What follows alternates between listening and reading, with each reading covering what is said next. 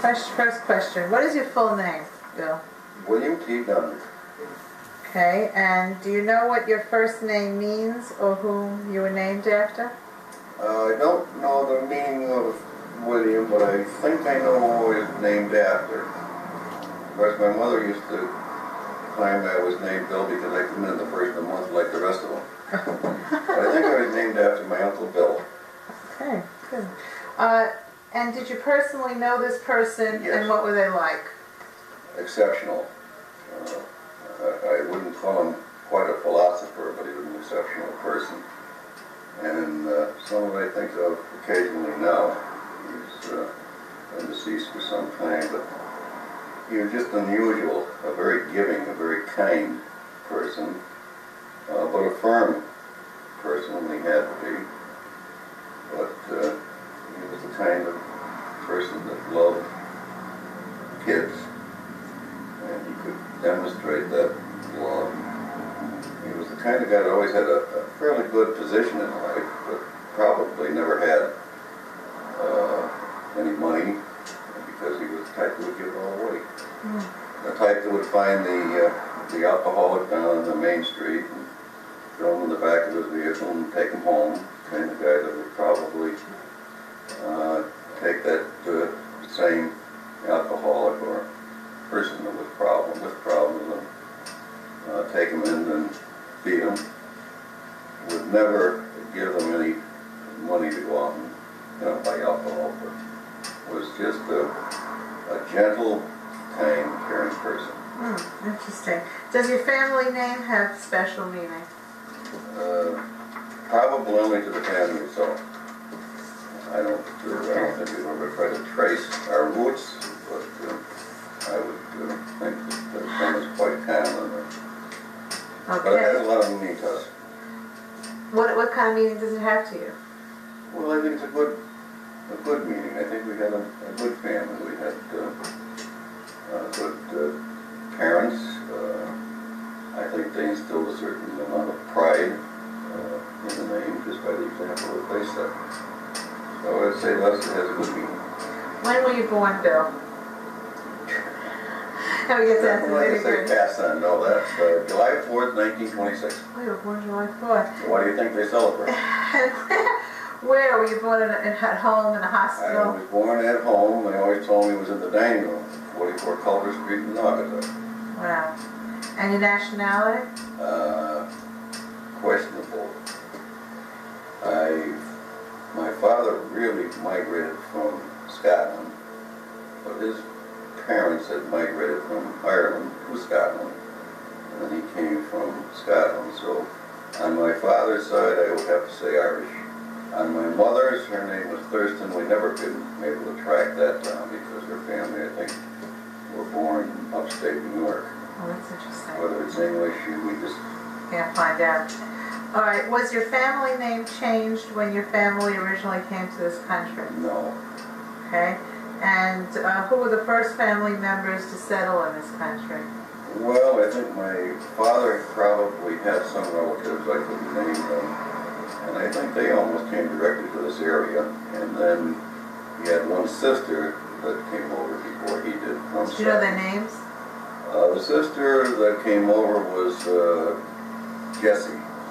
Now, he had a brother, but I never know the brother because the brother died young, and his name was Thomas, and he had preceded my father over. My father came probably when he was 15 or so to this country. And what brought them here? And how did they get the money to come here? I don't know how they got the money to come here, but I probably were looking for opportunities that weren't present at home. The ones that preceded him probably have done well and encouraged him to come over. Did they bring anything with them when they came? I haven't got the baggage. Okay. What language did they speak and where exactly did they come from? They came from Scotland, is that correct? My father came from Scotland and spoke English. Okay. He did have a little Scottish brogue. But and the only town in Scotland that comes to mind is Wigtown. I believe that's the town that they migrated from. All right. Do you know any stories they might have told about what life was like for them before they came here? No, I believe my father's father, or my grandfather, was a stonemason. And that's about the only thing. he did leave 2 sisters behind in Scotland that remained until they died. But no, he spoke very little of his hometown. Where did they first settle when they came here? I believe in this area. In this area? Yeah. And how did they make a living? My father, I think, first started at Uniworld. He used to be U.S. Rubber, and then he got into the ice business, and he stayed in the ice business for years, working for others. And he formed a company of his own, Ice and Oil, and did that until he got out of it. Okay, do you know when and where your grandparents were born and what their full names were? No, the only grandparent I ever knew was on my mother's side, my grandmother. My father's parents, of course, I didn't know. I didn't know my grandfather on my mother's side. He had deceased by the time I was born. Do you remember any of the stories your grandmother would tell you about where she came from or what life was like for her when she was a youngster? Used to live, I believe she came from Lakeville, New York, which is way up in the northern part of New York. Used to say that there was one point you could stand and see 4 states. It was kind of a rugged life. In fact, some of my family members went back recently, and there is a home up there they call it Grandma Thurston's home, or it must have been the original. And it was a kind of a wild area. Of course, they told some stories, and I think the stories exaggerated as years went by. They have a couple of aunts that still lived up there when we were younger, and I do remember them vaguely. Aunt Debbie and Aunt Frank, but it was a rugged country up there. Now, do you know where your grandparents are buried? Not my father's side. My mother's side, they're born right down here in St. James Cemetery in Norfolk. And what were the full names of your own parents? Of my parents, well, let's see, it was Lawrence Anthony Dunn and Grace Alma Thurston. And she used to hate that middle name Alma, because we always told her Alma instead of Grace. And when and where were they born and brought up? Your My parents? father? Yeah. Well, he was born in Scotland, migrated here when he was about 15, and lived in this area until he died. My mother, I believe, was born in Naugatuck on High Street. Her family had moved down from the area of Lakeville. She had met my grandfather here in Naugatuck, and they had married here, and I think they had all of their children in Naugatuck. And what were your parents like, Bill? Wonderful. My father was a good man, an extremely good example, firm. Until the day he died, I had respect and probably a little fear, although he was not capable of doing anything to me. But I think it was the example he set. He wasn't a drinking man, would never use any kind of profanity. In fact, if we were in a place where there was some cussing going on, he would immediately move us and we'd have to leave. He was the boss of the house, but got along extremely well with my mother. Of course, you have to realize this was years ago and things have changed over the years. I like to think of my mother as very gentle and very humorous. She had a wonderful sense of humor. And they were just a good influence on us. They set good standards. They expected us to live up to the standards. And I think it's really been a benefit to all of us. And they kept the family close. There was a lot of family activities. My father would take us, you mentioned fishing before. We used to go to fish. I never really took after him that, but he would take us out fishing. He loved sports, and he would support us as we were involved. And so was my mother, but she was more a home type of person, which was the accepted thing at that time. But I look back and I say I was fortunate. I had nice parents. Nice. How did they make a living? As I said, my father was in the ice and oil business. Right. Yeah. And your mother stayed home and took care of the kids? Yeah, that was her responsibility. She was taking care of the children, and we could get away with a lot more with my mother than we could with my father. And of course, she would use him as a constant threat. He used to say he didn't know how he could walk in the house after being away all day long, and then within 5 minutes hate all of his children. But no, as I said, we could get away with a lot, and we took more advantage of my mother than we ever would with my father. And did you have many aunts or uncles? And what were their names, Yes. and what do you remember about them? I remember quite a bit about my mother's side. There was, I think she had 5 brothers and 2 sisters. And again, we were an extremely close family. When we were young, during the summer, we all had cottages close by out at Lake Bossakai. So we more or less grew up as a family with our aunts, our uncles, our cousins.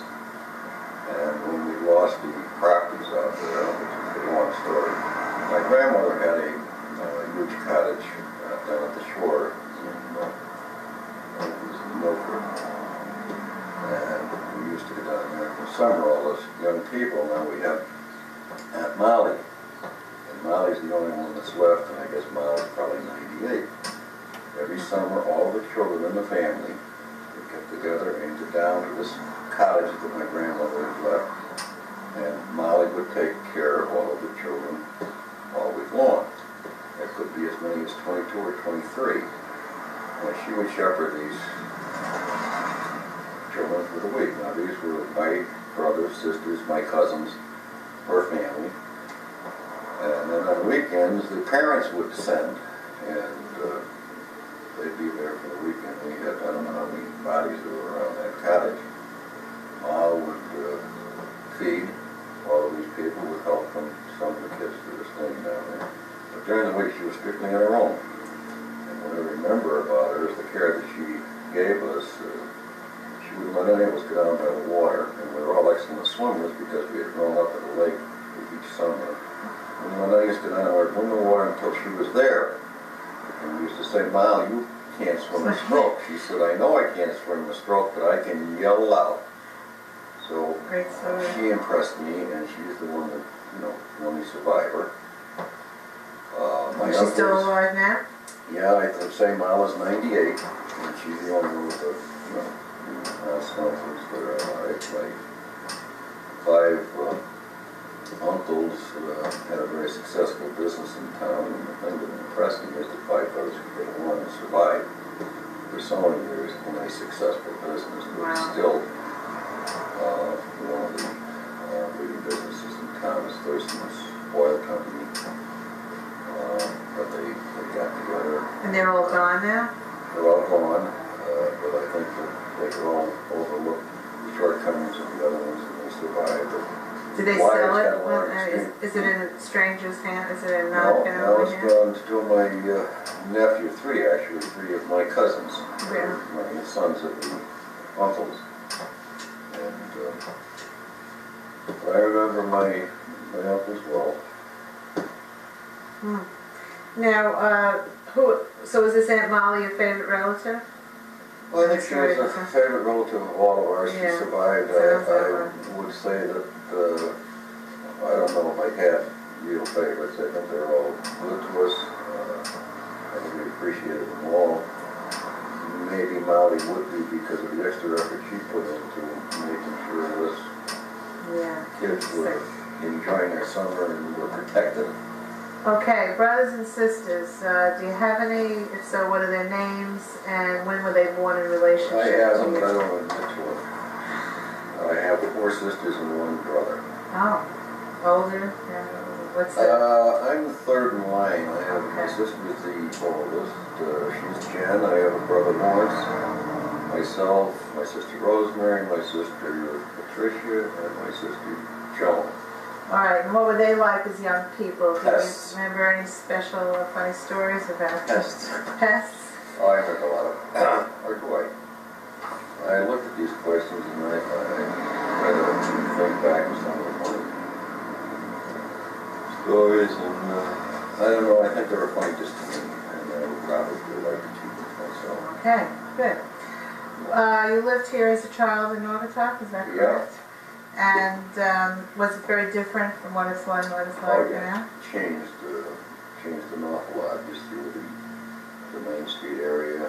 First was the flood that took down all the properties, all the buildings along there, and then of course we had the highway construction. We've had an awful lot of growth since I was a youngster. And the strange thing, being born and raised and working here all of my life, I walk downtown and most of the people were strangers to me. It wasn't always the case, it was a smaller community. So is that what you miss the most about it? Is that I don't really think I can say I miss Nathan. I've liked Nautic. I think Nautic is a nice town. I've accepted the change. I don't think it was any better or any worse. It's sad, I think, when you get down and see all of the footwear properties demolished, and that was the place where so many people in town were employed. There was, mom and dad worked there, and son and daughter, and it was that kind of a continuous thing. That's gone. But I think there were probably better things, just as good things that replaced it. What about your own home? What do you miss about your own home that you grew up in? My front porch. That's why I'm doing that, to see if I can. Right, recreate it, right? Oh, I haven't given it too much thought to what I miss. Okay. I think that the family had there has been replaced by my new family. Really, I can't say I miss anything at the homestead. With the present. Very rarely goodbye it.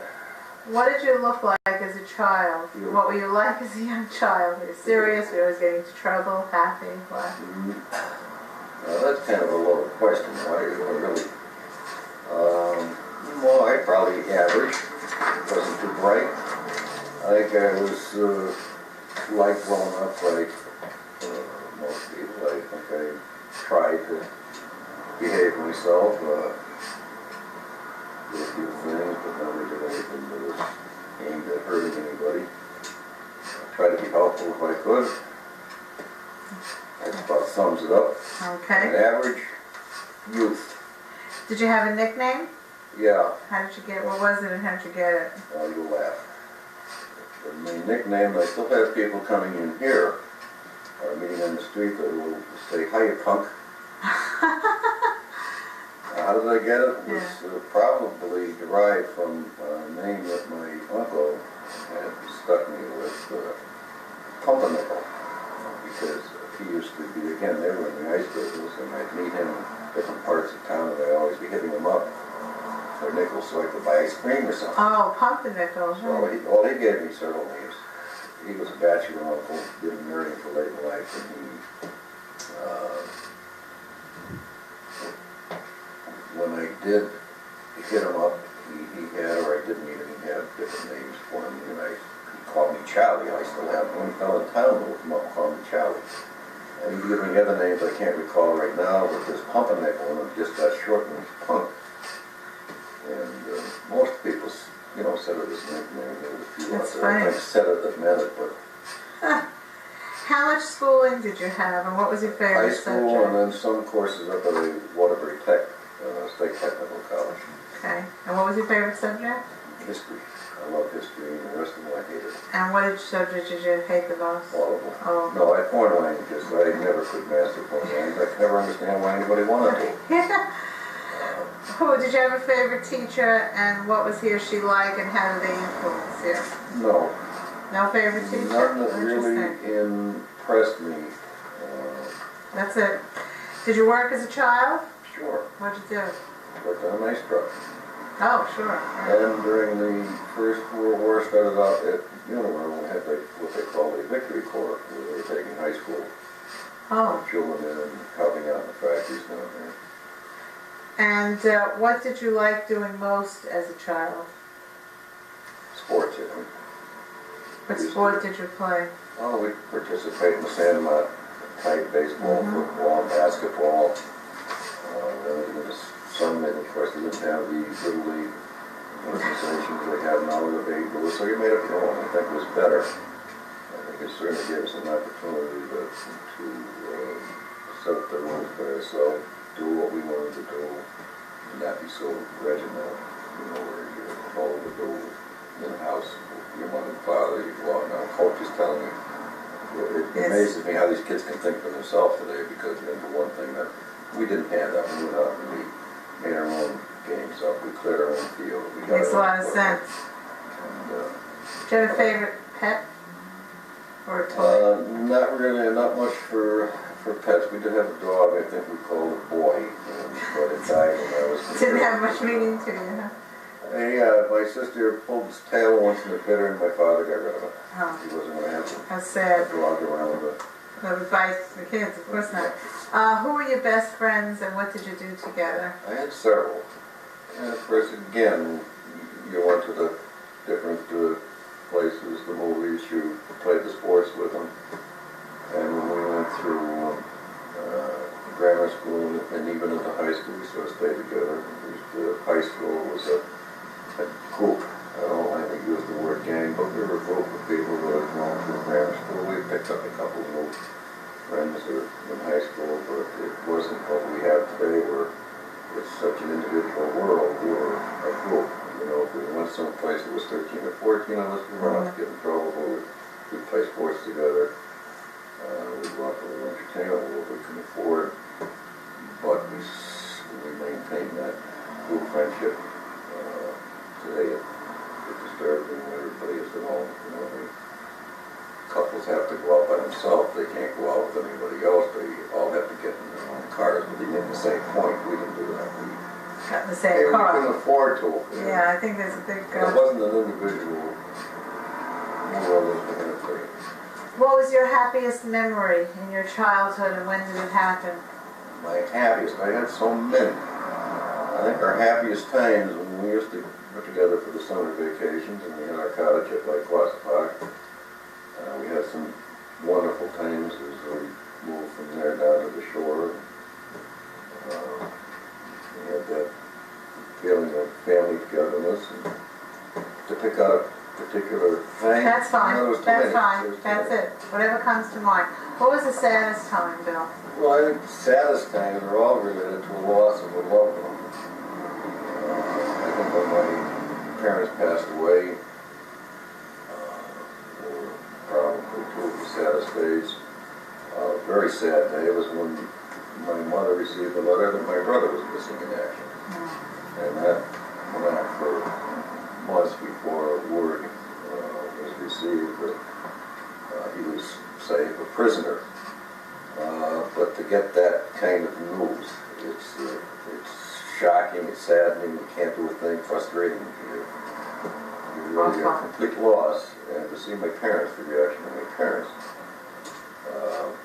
I think those kind of days, my son's little daughter, I think, was born in a very defective heart, and through a period where she never really came into the hospital, and see what those two young parents went through. That's sad. There's been more happy periods than Thank God. sad. So you bounce Did your back. brother come back that way? Unfortunately, yeah, he came back. Okay, there's your humor. What beliefs or ideals do you think your parents try to teach you to live your life? Well, honest. I think they're both honest people. I think that they were fair people. And they set certain standards. And they, by their example, Oh, that's interesting. they showed us, you know, how we should live. And I think back, think of them and how they did it. And hopefully you can do it half as well. But it's just that stick up, be together, be fair, be honest, respect other people.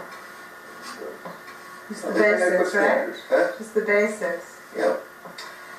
Who do you think influenced your life the most when you were young, and in what way? Parents. Parents. Again, by example that they set and the standards they wanted us to follow. And what great person have you known in your life, and what made them special? Well, I was thinking of that one, and I said, by most people's standards, I've never met anybody great. But by my standards, I think my sister is a great person. My sister is religious, she's a nun.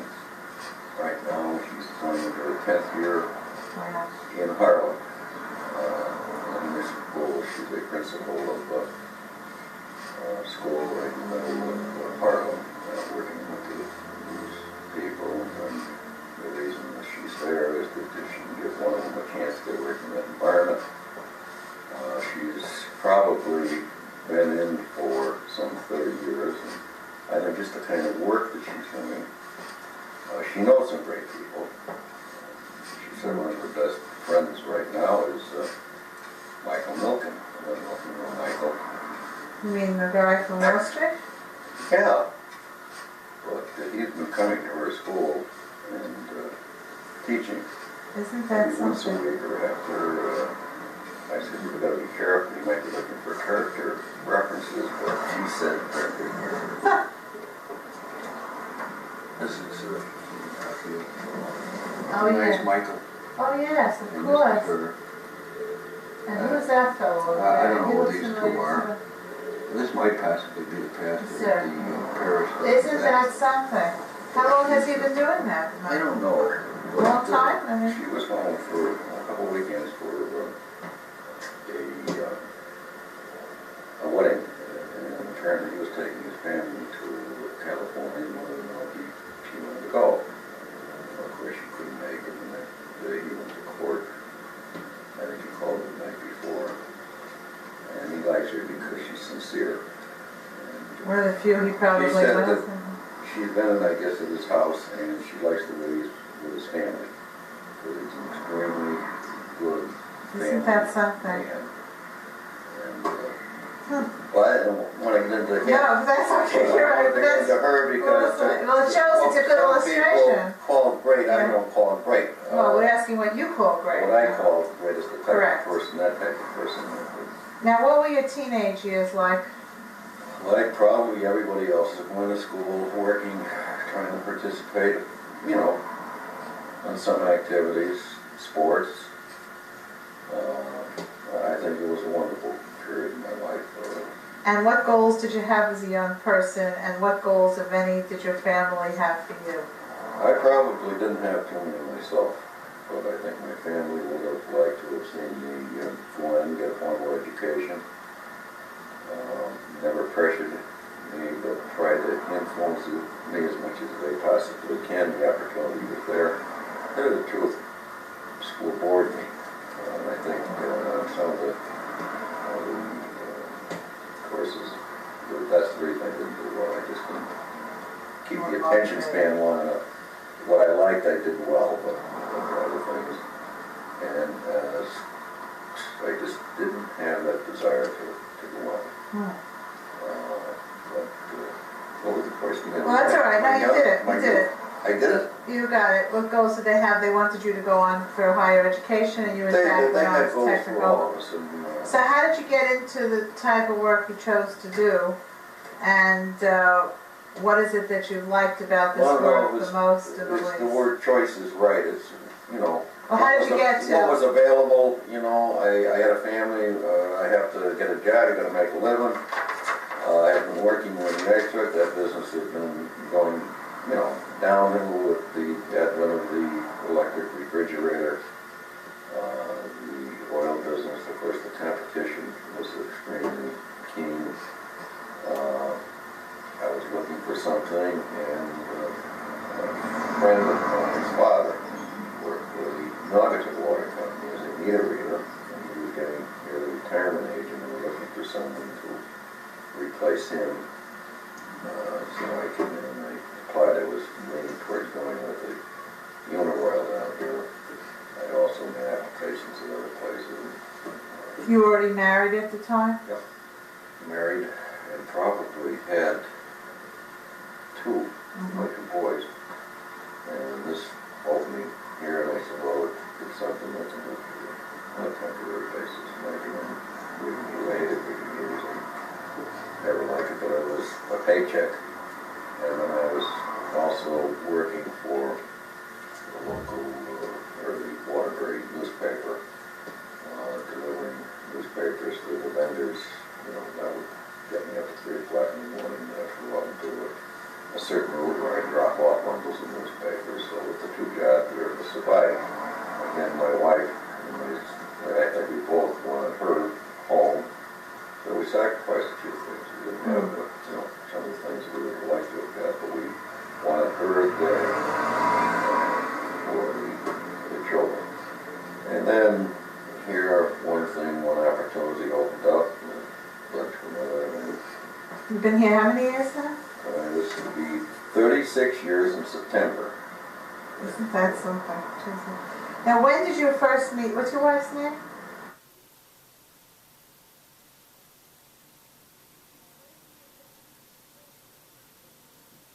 I said, the first one, I believe, was born in 1951. That was Bill Jr. Yeah. And the second one, that's David. And the third was Joan. And the fourth was Judith. That was for the birthdays. Okay. And who was each child named after? Well, of course, Bill was named after me. David, probably King David. I don't know. I guess I like the name David. Okay. I think that you probably could look back and there was some person who'd like to have that name, but maybe that, I don't know, an association. Joan was named after my sister, the one I just got through talking about, the one that was religious. And then Judith. Pretty name. name. Like the name Judith, and again, it may have been somebody personally who liked them. So how did your children differ from one another? What were they like? What are they like, I should say?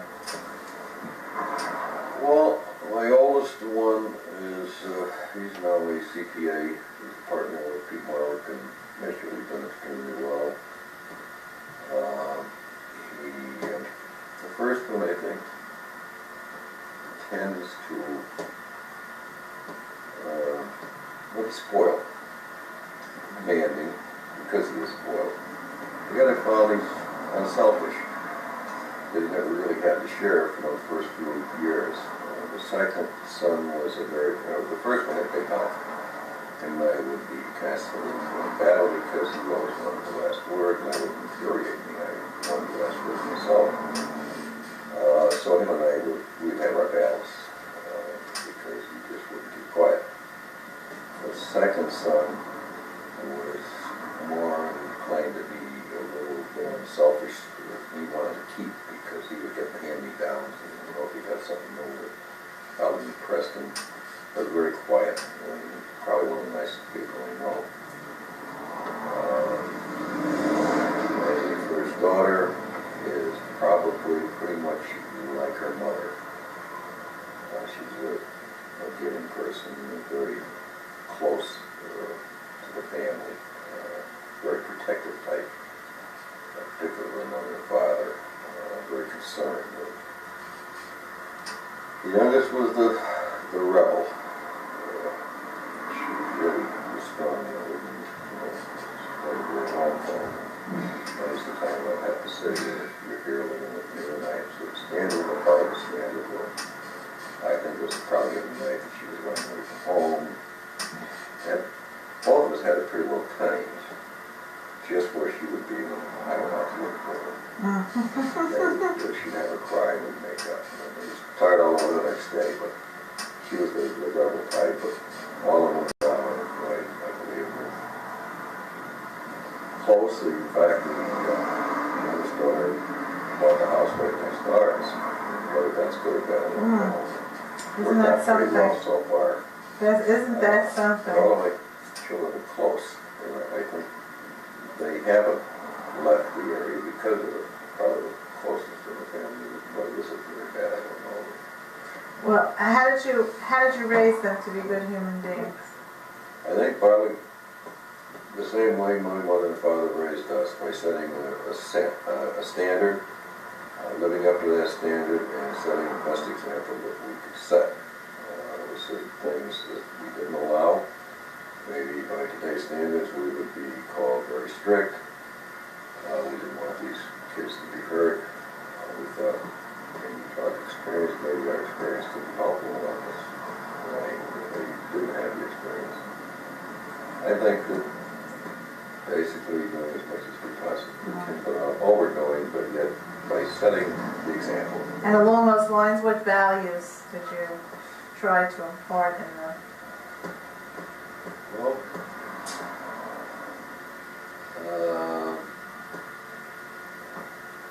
I would say probably the golden rule, the one with others, is you have others do what you do. Again, standards, consideration, being honest, being upfront. Okay. And just going a little ahead here, what do you think was the turning point in your life?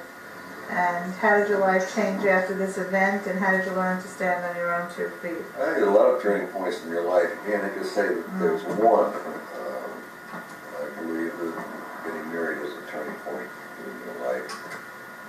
I think I've been extremely fortunate in my life. Good things have happened to me. Because of any efforts I put into my job here that didn't look like much of an advantage of an opportunity is, probably the point that I'm at now. Do you think this is going to be a turning point in your life? My retirement? Yeah. Oh, definitely. It's going to be a dramatic turning point. You've been here and you've done it for 37 years, and all of a sudden now it's completely different. You're not going to do that. And I think that probably you should be giving something to the person that's going to retire. There probably are courses or seminars you can attend to, work your way into that stage in life, but very little is done for the person that's going to retire. Whether it's needed or not, I don't know. I've talked to a lot of retired people and said they're doing extremely well. But I think I'm going to develop new interest as you get to this turning point in your life.